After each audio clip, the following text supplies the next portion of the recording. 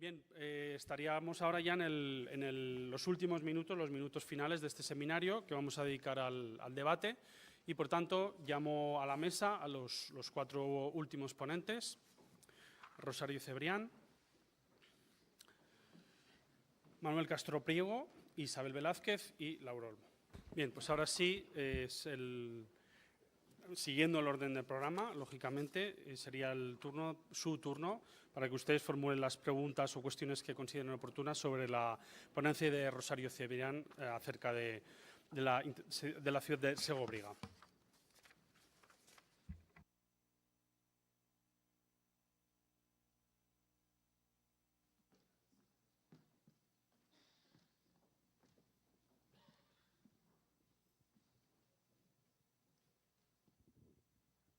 Buenas tardes, ya buenas noches y muchísimas gracias. La pregunta va a don Lauro Olmo, que…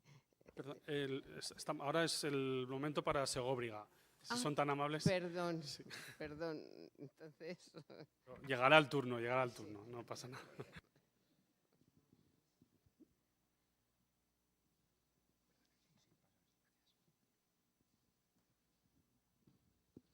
Sí.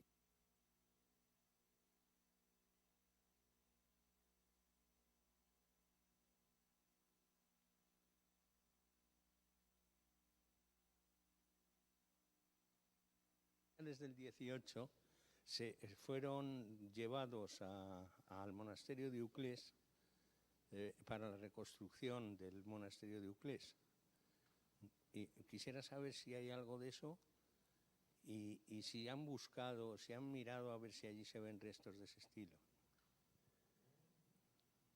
Sí que hay alguna pieza de decoración de escultura visigoda en el monasterio, pero en principio, gran parte del material decorativo de esa basílica visigoda se dispersó entre los municipios del entorno y, de hecho, hace unos pocos años, en el seguimiento arqueológico de una vivienda que fue de los Martínez Falero, que fueron los que intervinieron en esa excavación del siglo XVIII en la basílica, se encontró parte de la lauda sepulcral de Sefronio reaprovechada en el alero de la vivienda. Es decir, que mucho material está perdido. ¿Alguna otra pregunta sobre Segovia?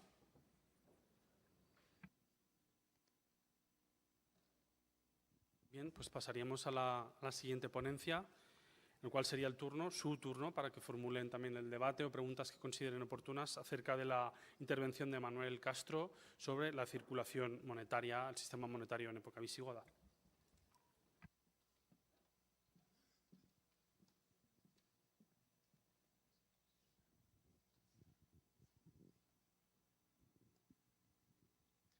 Hola, ante todo darte la enhorabuena por la ponencia, me ha gustado mucho.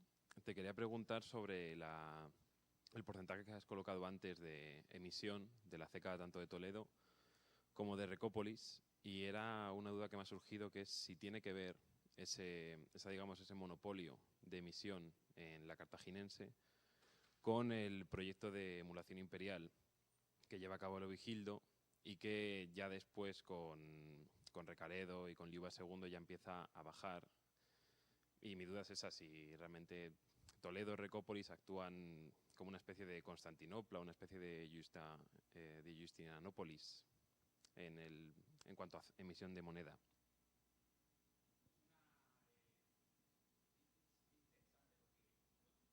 Lo que planteas.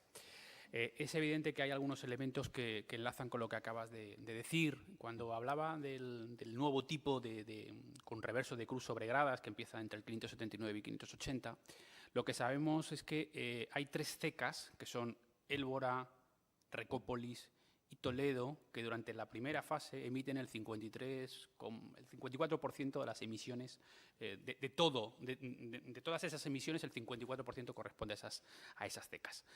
Está claro que la política de Leovigildo es apoyarse principalmente en una serie de puntos en el valle del Tajo, en el centro del Tajo, y sí que existen algunos elementos que podrían sugerir la cuestión que sugieres, ¿no? O que planteas. No sé si Laura Olmo quiere decir algo. ¿Quieres decir algo al respecto?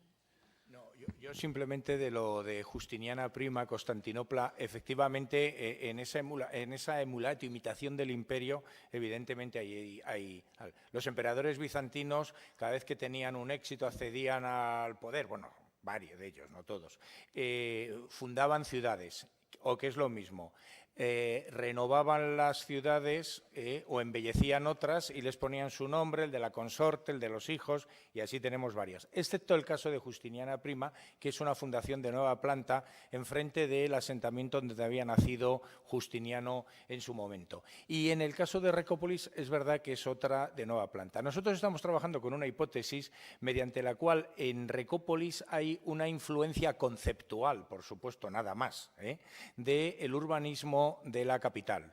Y si tienen en mente Constantinopla, en aquella época está el sistema, el área de los complejos palaciales imperiales, el Augusteon, la plaza, Hagia Sofia, más otras iglesias, luego la Calqué, el sistema de puertas que ponía en comunicación con la vía Mesa, la vía media, la más importante de Constantinopla, y a ambos lados, quitando un palacio que había justo nada más salir de la puerta, se situaban los diferentes mercados, el mercado de la seda, el mercado del oro, el de los marfiles, el del vidrio, etcétera, etcétera. Recópolis en pequeñito, complejo palatino, la puerta, la calle, y en vez de mercados, un taller de vidrio, un taller de orfebre, comercialización de productos de ámbito mediterráneo. Ojo que este esquema, Gregorio de Tours, al hablarnos de París, y un episodio que se llama el episodio de Leudastio, te dice, y Leudastio, y si ahora tienen la topografía de Recópolis en mente, piensen, y Leudastio sale de la iglesia palatina, del palacio, se dirige a la platea, nombre que se da también a la calle mayor, y allí se para en una tienda para ver productos que acababan de llegar de la costa, y ahí llegan los soldados del rey y lo matan. Y nos sale, quiero decir, te está reflejando esa parte de algo que fue una aspiración y un elemento de los diferentes estados del occidente europeo. Pero la materialidad que hay en Hispania, no solo el tema de Recópolis o de Toledo, pues es en este caso por ahora única. ¿Alguna otra pregunta sobre la intervención de Manuel Castro?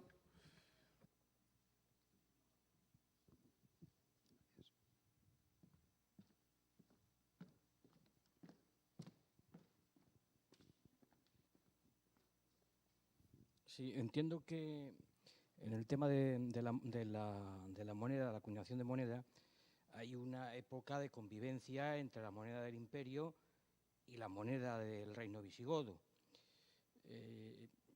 ¿Esa convivencia perdura durante todo el reino visigodo o hay un momento en donde se percibe que es desplazada totalmente? Eso por una parte. ¿Y a partir de qué momento empieza el reino visigodo a emitir moneda? Bueno, son varias preguntas en una. Voy a comenzar contestando con el tema de la perduración de los bronces bajoimperiales. A partir de los inicios del siglo V, a nivel peninsular, con diferencias regionales, existe un problema de desabastecimiento de moneda nueva. En distintas áreas se resuelve de diferente manera. En la zona meridional se resuelve en parte con acuñaciones propias imitando los tipos Gloria Sercitus, Felten Reparatio, que son los tipos frecuentes del siglo IV, y al mismo tiempo se produce la llegada también de piezas posteriormente bizantinas, incluso vándalas. En el caso del interior de la península, y esto es muy importante, que es una de las ideas que he intentado destacar, a partir del siglo V lo que localizamos, lo que vemos arqueológicamente es prácticamente una desaparición de monedas bajoimperiales en contextos arqueológicos. Hemos mostrado lo de Recópolis, que es un elemento importante por la presencia de esa moneda bajoimperial que perdura, que convive con la moneda visigoda en el tiempo, pero, por ejemplo, en la Vega Baja solo se han localizado 5 monedas de época romana y ninguna una de ellas, de acuerdo a las estratigrafías presentadas, corresponden a época visigoda. Esto es un dato importante. Por tanto, no podemos hablar de una situación general, sino de distintos comportamientos en la convivencia de los bronces bajo imperiales, dependiendo de la zona de la península en la que nos encontremos, ¿no? Eso es por un lado lo que te puedo decir en ese aspecto. No sé si respondo a tu pregunta. ¿Habría alguna otra pregunta sobre la intervención de Manuel Castro? Bien, pues si no es así, pasamos a la siguiente intervención. Isabel Velázquez y la epigrafía visigoda de Toledo. Bueno, yo un poco por alusiones, pues nada, un placer escuchar y leer, como siempre, a la doctora Velázquez Soriano, ¿no? Que yo pues, realmente, pues como arqueólogo, pues siempre me ha abierto la mente muchísimo. Claro que estoy dispuesto a lo que usted necesite y lo sabe perfectamente. Los hitos lo hablamos ayer. Ese es el espacio exterior que excavó Balmaceda, de un espacio que ahora hemos interpretado como un pabellón de 2 alturas y demás, pero es que hemos encontrado una iglesia propia. Y esa inscripción estaba colocada en el pórtico norte de la iglesia, donde precisamente hay un enterramiento funerario, un osario, donde hay 11 individuos masculinos, ¿no? Y esa inscripción estaría allí colocada. Pero hay una novedad de la campaña de este año: en el pórtico sur ha aparecido el fragmento de otra inscripción, que te está esperando, ¿no? Y bueno, es probable que los 2 pórticos, tanto el de la entrada, que es entrada directa al coro, al espacio reservado a los presbíteros, diáconos y al sacerdote, y la otra sería reservada a la gente. También tendría una inscripción de ese tipo, realizada en mármol, con una inscripción... Bueno, decía el profesor Javier de Santiago, que está ahí, y yo creo que tiene razón. Es decir, la inscripción, que evidentemente cuando yo la publiqué por primera vez con Balmaceda, pues según el contexto de él, ¿no? En fin, podía ser un monasterio o tal. El texto en sí mismo, evidentemente, hace referencia a un ámbito de retiro espiritual y de entrada física en algún sitio, ¿no? Ya sabiendo un poco que podría esto no ser otra cosa, pero lo que sí que es cierto es que hay una iglesia y que por tanto esto entra a la iglesia. Pero me decía el profesor Javier de Santiago, y efectivamente, que sí, esta oración, porque en realidad es una oración, aunque sea un carmen melódico, un carmen poético, tiene algo que ver con la consagración, ¿no? Con la ceremonia de la consagración. No sé si tanto con la ceremonia de la consagración en sí misma litúrgica, o con la de sacralización de un espacio, etcétera. Pero tiene razón él que este tipo de oraciones no son gratuitas. Entonces, a lo mejor hay que contextualizarlo en la idea que dice él de que sean espacios que se sacralizan. A lo mejor es una iglesia que ya está sacralizada, pero a las que se le da una envergadura vinculada a la liturgia, vinculada a cierto tipo de fenómenos que hay que conectar y estudiar, porque lo que es evidente es que hay que llegar a esa conexión entre arqueología y textos, porque es que están ahí.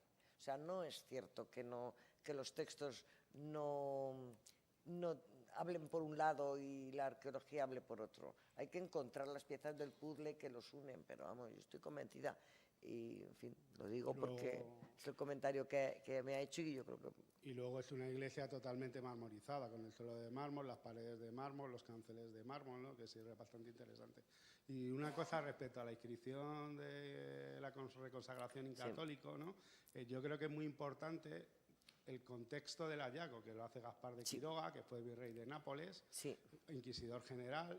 Le mandan a Toledo pensando Felipe II que morirá y vivirá 19 años más. Él lo encuentra y en la lectura que hace Quiroga, que viene en un momento de la elegida luterana, es en esa clave, ¿no? Y entonces él lo lee como el 13 de abril, que es la consagración en el martirio de Hermenegildo. De hecho, el propio Gaspar de Quiroga acude al monasterio de Sigena, trae esos restos que estaban allí, hace una procesión con unas pinturas que hacen el Greco, Vergara al Mozo, es decir, una cosa impresionante, ¿no? Y traslada esas reliquias, ¿no? Es decir, bueno, él la hace en esa lectura, ¿no? De una persona en la lucha contra la contrarreforma. De todas formas, esa inscripción tiene muchos problemas. Quiero decir, desde luego la primera está en volverse a subir a ver si pone una M o no la pone, porque eso es fundamental, para saber si pone die primo o die pridie. O sea, yo ya vivo obsesionada con volverme a subir. Lo que pasa es que le han quitado el claustro y ya no sé dónde lo han puesto, pero a ver si convenzo a no sé quién en la sala capitular. Bueno, pues a ver si me dejan volver a subirme. Lo primero es esto pasa por ahí. Si desde luego confirmo que hay la M, ya pueden decir perdón, o sea, quiero decir, ya da igual. Pero, efectivamente, hay que volver otra vez sobre, porque en cualquier caso es una cosa rara, ¿no? Porque, a ver, cuando digo que hay 2 inscripciones que tiene la fórmula Die-Pridie, son 2 inscripciones en Sevilla y que es una cosa rarísima, porque es una forma de datar muy rara también, o sea que no lo sé. Que fuese 13 o 14, es que claro, el problema está ahí, ¿no? En si se ha leído a propósito, pero por ejemplo yo creo que el dibujo de Pérez Bayer corrige el Pridie porque ve primo, ¿no? Y desde luego lo que es la copia está tratando de imitar y de salvar esa inscripción. Casa muy bien que sea el 13 de abril. Ahora, estamos haciendo un Histeron Proteron, es decir, ¿estamos forzando o se forzó en su momento la lectura para que coincidiera? No lo sé. Ya, lo que pasa es que por otro lado está el problema de que la consagración es en domingo. Yo no tengo claro que litúrgicamente pueda ser en sábado. Hombre, se podía esperjar en sábado y tal en la iglesia, pero la consagración se hacía en domingo, no en sábado. No lo sé. Hay que darle una vuelta. Y sobre todo lo más raro de esa inscripción es que en el fondo es la pobreza de la inscripción. Porque cabría esperar una consagración de la catedral con una inscripción mucho más lucida. Y si lo que estamos reconsagrando es otra iglesia de Santa María y no la de la catedral. No sé, o sea, no lo sé. Hay que seguirle dando vueltas, Muy bien, ¿alguna otra pregunta sobre la intervención de Isabel Velázquez? Bien, pues pasaríamos ya a lo que es la última de las intervenciones. Lauro Olmo y Recópolis, ya había una mano levantada desde el primer momento. ¿Recuperamos la pregunta o...? Ya se ha contestado un poco en el propio coloquio. Ya la ha contestado cuando ha hecho la pregunta al compañero, pero una menor, pero que realmente me llama la atención y como desconocedora del tema le pregunto esta segunda pregunta que iba, es una ciudad como Recópolis, que dura poco tiempo, que es pequeña y que está muy alejada del mar. Sin embargo, ustedes han encontrado cosas que venían del norte de África. ¿Tenía tanto poder como para tener esas relaciones ya con tanta tierra por medio y llegar al norte de África, dado que duró muy poco tiempo, ¿no? Bueno, del 500, o sea, sí, 2 siglos y pico. Justiniana Prima, de la que tanto se habla, no llegó a los 60 años, o sea que, y nadie dice que Justiniana Prima duró poco. Así que Recópolis duró lo que tenía que durar. Por cierto, como otros centros que irán saliendo de nueva planta, es decir, el Tolmo de Minateda. El Tolmo de Minateda duró menos todavía que Recópolis, porque se funda después. Es decir, estos son temas que no son, claro, predecibles en el momento de la fundación. Muchas ciudades o varias de las ciudades romanas que se fundan en Hispania no llegan, como nos explicaron ayer, al siglo III o IV, y esto ha sucedido siempre a lo largo de toda la historia. El tema de Recópolis, hombre, luego pequeña, si comparamos con Toledo, pero con el resto de los recintos urbanos de la época visigoda, en fin, y sobre todo con esos edificios que están saliendo en las prospecciones, es un tema ideal. ¿Y que por qué ahí? Pues precisamente por eso, porque Recópolis, quiero decir, si nosotros vemos la dispersión de productos mediterráneos, hasta que empezaron a salir en Recópolis estos hallazgos, la dispersión era costera. Teníamos una idea de que la producción se había reducido, no llegaba a áreas del interior, pero no solo en la península ibérica, en la actual Francia, etcétera, etcétera. ¿Cuál era la sorpresa de que cuando empezaron a aparecer estas? Que yo recuerdo que yo fui el primer sorprendido. Digo, pero si esto es un espateion y esto es un ánfora. Y luego ya todos los años nos siguen apareciendo. Bueno, pues que en Recópolis vivía una élite que tenía la capacidad de adquirir productos del ámbito mediterráneo. Si lo comparamos con otras ciudades del interior peninsular, tiene la mayor cantidad de fragmentos y de productos de ámbito mediterráneo.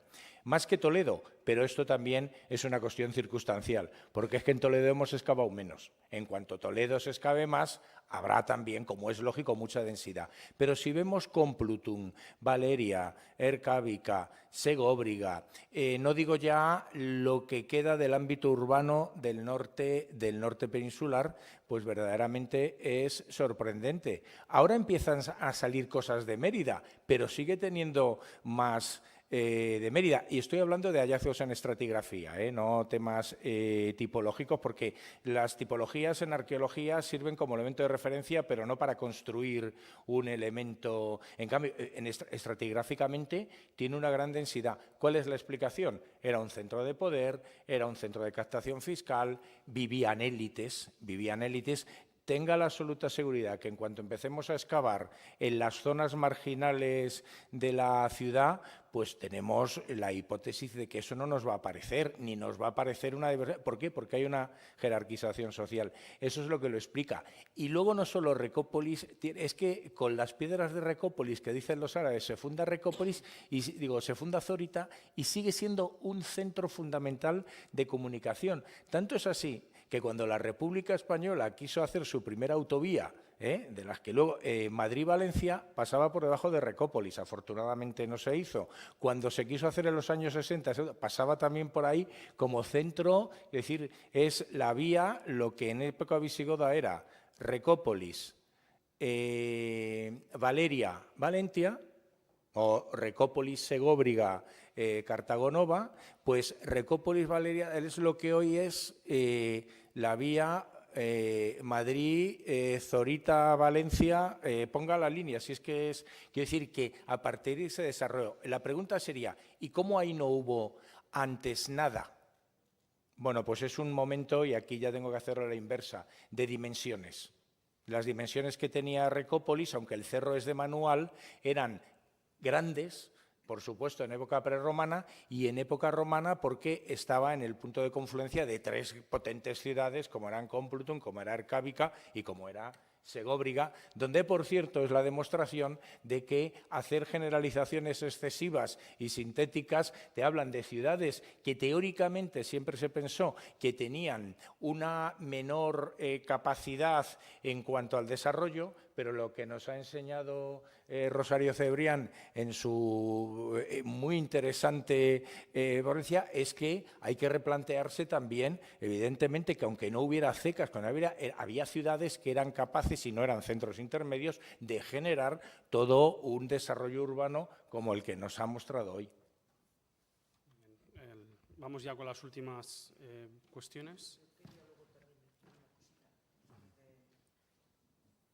Nada, decirle al doctor Olmo que nos ha convencido en esa imagen que ha proyectado de Recópolis, ahí en alto, esa ciudad palatina, que encima ya con esa imagen del paleocauce del Taje nos recuerda todavía más a Toledo, pero también te pido coherencia. Si nos vendes esa imagen en alto, la imagen de la topografía de Toledo yo creo que es muy clara, el espacio catedralicio ocupando el antiguo espacio forense, efectivamente la iglesia de Santa Leocadia con el monasterio de Santa Leocadia convertido en panteón de abades y reyes, en el espacio suburbial, y yo creo que ya por el espacio norte del circo, llamar a eso espacio suburbial en muchos suburbios. Es un espacio periurbano donde hemos encontrado una serie de granjas, unos palacetes también de esta época que vemos que están amurallados. Os recuerdo que la muralla de los Hitos tiene 2 metros, igual que la de Recópolis, ¿no? Entonces, y luego en la mecánica de la topografía de la ciudad, el espacio pretoriense tiene que estar en el espacio del actual Alcázar, en esa imagen que comentó Reynolds, de Joanna Muris, Joanna Urbis,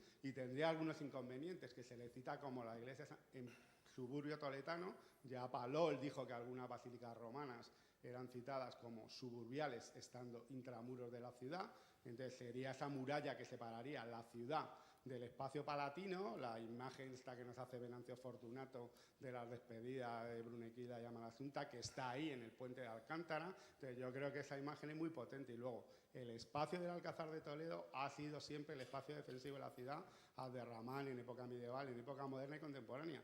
Y una imagen que es muy clara es en la propia contienda española. En el año 36, cuando se produce la sublevación contra el gobierno legítimo de la República, el oficial de más graduación en la ciudad de Toledo es el coronel Moscardó, que no era de Estado Mayor, es decir, era el profesor de gimnasia de la academia.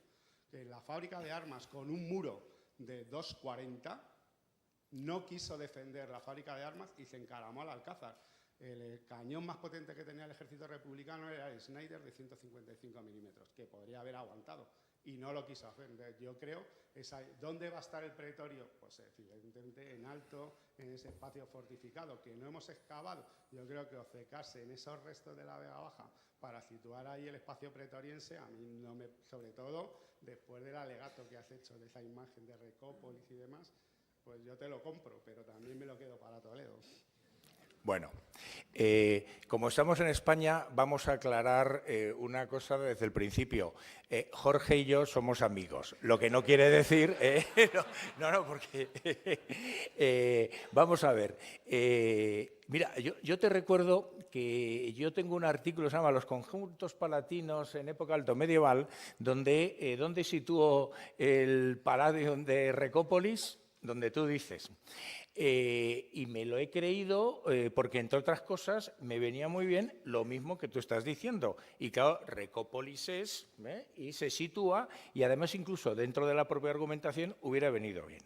Ahora, ¿qué es lo que sucede? Jorge, somos arqueólogos. Y entonces, si nosotros construimos la interpretación a través de la materialidad arqueológica, lo primero que hacemos es ver esa materialidad arqueológica. ¿Y por qué soy un converso a la Vega Baja? Pues precisamente por eso. Precisamente por eso. Un desarrollo urbanístico, como tú bien has acabado y conoces, de las dimensiones de ese, que a lo mejor era mayor, porque no sabemos lo que pasó en Reyes Católicos y con todo el tema de los lugares de del supuesto teatro, etcétera, etcétera, y donde Palol ya también publica cosas en la zona del urbanismo de los años 60 de época visigoda. Bueno, es algo a tener en consideración. Luego, los muros de Fremap, te recuerdo que son muros de una calidad, bueno, pues como los de Recópolis, como los del complejo de Recópolis, de estos grandes edificios. Pavimentos de opus signinum, muros de gran… Todo lo que está apareciendo de materialidad arqueológica. Esa muralla, es que por ahora no hay ningún elemento arqueológico en la zona de las excavaciones que se hicieron en el Alcázar por las obras del museo, en toda la zona que nos hable de unas edificaciones de poder que, de haberlas, tenían que haber aparecido. Es verdad que en la arqueología tenemos muchas cosas. Algún día habrá que ver también de dónde vienen gran parte de los hallazgos y de los elementos decorativos de época visigoda en el centro de Toledo, porque lo que sí tenemos claro en la Vega Baja es que había depósitos arqueológicos en posición secundaria, datados en los siglos XIII y XIV, en Vega Baja, de extracción de todo lo que se construyó en Toledo. Mientras la arqueología nos esté mostrando una potencia de edificaciones que, si no conociéramos las de Recópolis, serían sorprendentes, estas de Vega Baja, al interior de esa cerca, como las que hay en Toledo, como las que hay en la Vega Baja, pues hay que apostar por esa línea. Y luego, con todo eso, leo las fuentes. Insuburbio toletano, y te pone la iglesia pretoriense, el palacio, Santa Leocadia. Quiere decir, ahora, ten la absoluta seguridad de que el día que aparezcan elementos de esas dimensiones en el pretorio, en el tal cual, oye, pues como debemos de hacer los que nos dedicamos no solo a la arqueología, a cualquier actividad científica, mea culpa de un escéptico y enhorabuena, pero por ahora no hay nada. Entonces, hacer incluso hasta, y perdóname, forzar no, pero si el suburbio es el suburbio. Ya.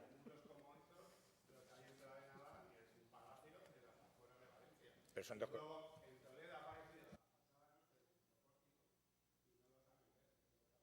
Bueno, pero dime qué hay de palatino, de época visigoda, de estructuras de poder en esa zona.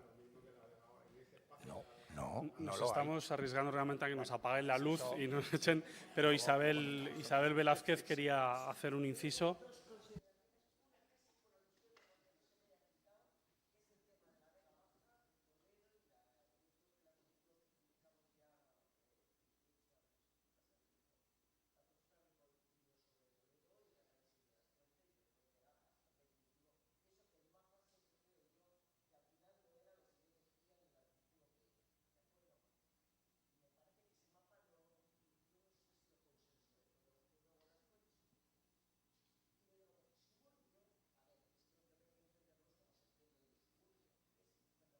Un suburbio no es como hay que entenderlo hoy. O sea, un suburbio es un espacio en el entorno de la ciudad, pero no es un sitio de mala muerte. Es decir, pueden ser suburbios, es decir, es un espacio periurbano y que puede tener diferentes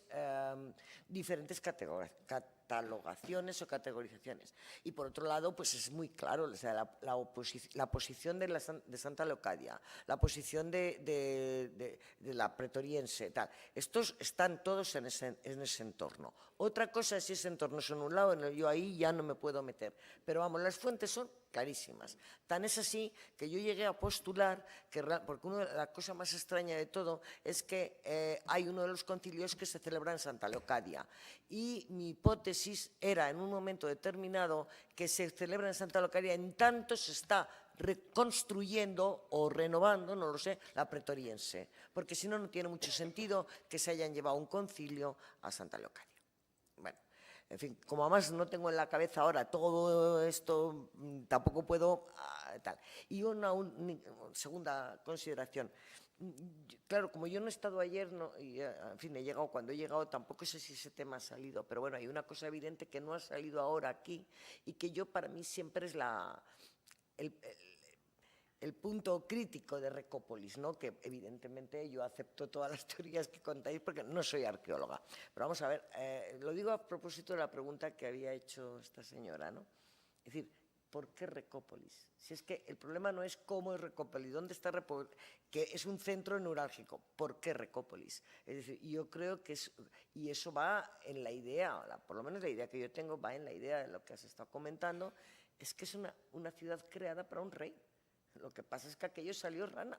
Quiero decir, a mí me da un poco la sensación, yo no sé si eso estaréis de acuerdo vosotros o no como arqueólogos, pero yo siempre he pensado que la creación de Recópolis ex novo, yo creo, ¿no? O no sé ex novo, pero yo creo que es ex novo, va vinculada al deseo de Leovigildo de hacer la monarquía hereditaria.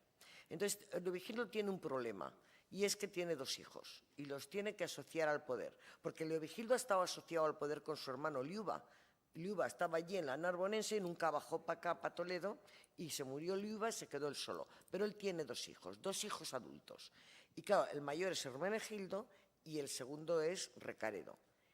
Y si los quiere asociar al poder, hombre, ya Plutarco decía de Alejandro que en una tierra con 2 soles, ¿no? ni una patria con 2 reyes, de manera que yo creo que a lo mejor Leovigildo lo que pretendió hacer fue construir una ciudad palatina para su hijo el menor, para Recópolis, o sea, para Recaredo.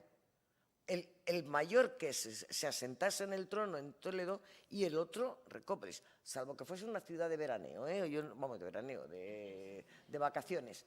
¿Qué pasa? Que claro, al salir rana el asunto de Hermenegildo y sublevarse contra su padre y quedarse Recaredo, nunca va a ocupar Recaredo la habitación, o sea, nunca se va a ir a vivir a Recaredo, a Recópolis se queda en Toledo. Y entonces ya no sé cuál es el devenir de Recópolis después de Recaredo. Eso ya no lo sé, pero para mí es una cosa que es como muy lógica, muy lógica. Yo lo siento, pero arqueológicamente lo que hay es lo que hay. Llega hasta el siglo IX, hay una potencia de edificios. Te voy a decir una cosa, ¿por qué tiene los edificios de mayores dimensiones de toda la Alta Edad Media, el inicio de la Alta Edad Media, en el occidente europeo y tal? Y otra cosa, y ya metiéndome porque yo soy arqueólogo, se llama Recópolis porque ¿desde cuándo sabemos que se llama Recópolis? Las primeras acuñaciones de Ceca Recópolis, 580, 80 y algo. Claro. Pero eso de inicio. ¿Y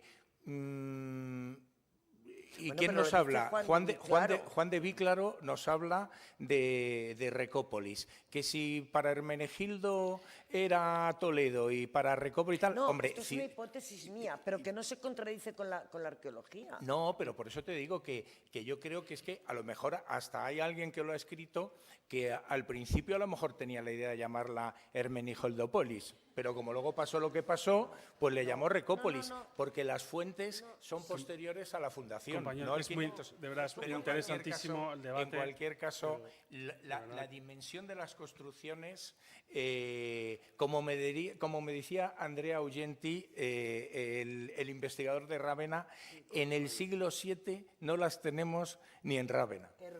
Ergo son... Yo tenía que tener una explicación... Un centro de articulación del territorio y de captación. De verdad que es muy interesantísimo el debate. Son las 9 de la noche prácticamente.